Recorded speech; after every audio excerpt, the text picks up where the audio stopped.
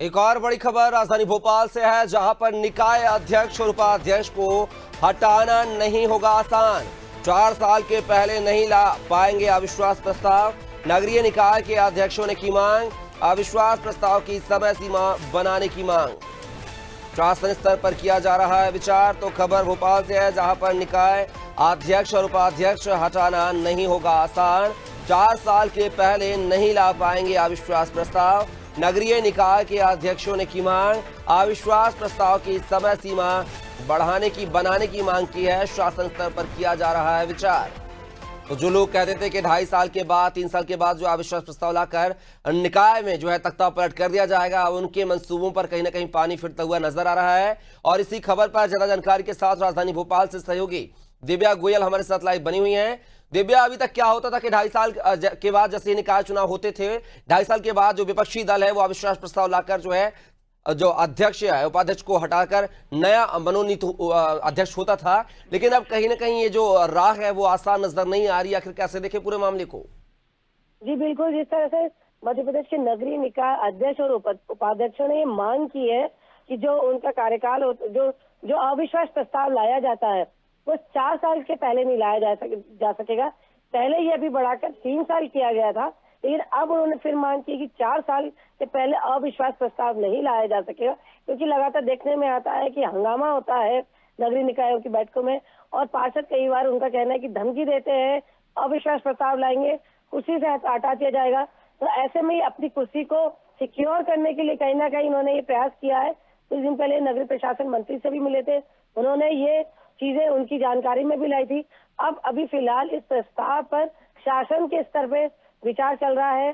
देखना होगा कि कब इस पे अध्यादेश लाया जाता है और कब ये 3 साल के नियम को बदल के 4 साल किया जाता है, ताकि इनको जो ये नगरीय निकाय अध्यक्ष और उपाध्यक्ष है इन्हें थोड़ी राहत मिल सके। लेकिन दिव्या, बड़ा सवाल यह है कि जो आपने पार्षदों का जिक्र किया है, ये एक निकाय की बात नहीं है। कई निकायों में हमने देखा है कि पार्षद जो है अपने मन मुताबिक काम करवाते हैं। अगर अध्यक्ष काम करने से मना करता है, भले वो गैर कानूनी कार्य हो, तो बार बार उनको एकजुटता होकर धमकी दी जाती है कि हम अविश्वास प्रस्ताव ला देंगे। तो क्या अब ऐसे में वो पार्षद जो गैर तरीके से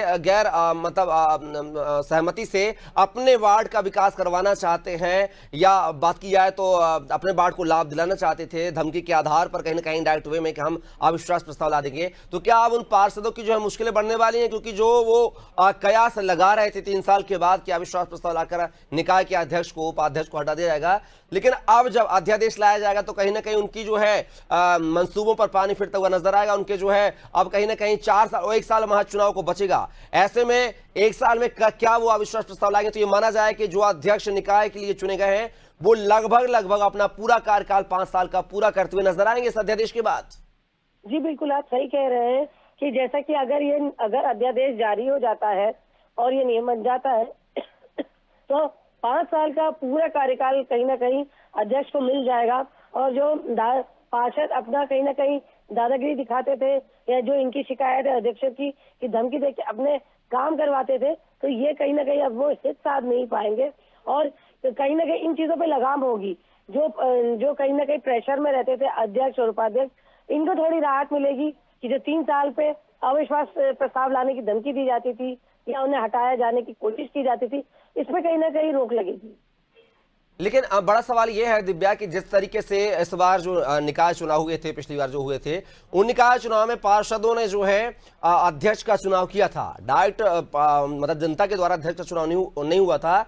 तो क्या आने वाले निकाय चुनाव में ये माना जाए, इस तरीके की जो बातें सामने आ रही हैं, जो अध्यक्षों ने आप बीती नगरीय प्रशासन मंत्री से बताई है इस अविश्वास प्रस्ताव को लेकर, तो आगे आने वाले निकाय चुनाव में क्या जनता से सीधे अध्यक्ष के चुनाव कराए जाएंगे ताकि अविश्वास प्रस्ताव की कोई स्थिति ही निर्मित ना हो निकाय में? ऐसे भी क्या सामने आ सकता है रिजल्ट? कपिल, अगर देखे तो ऐसा कुछ होते नहीं दिख रहा, क्योंकि अगर आप अध्यक्ष के चुनाव की बात करें तो वो एक अलग प्रक्रिया है और अविश्वास प्रस्ताव एक अलग प्रक्रिया है।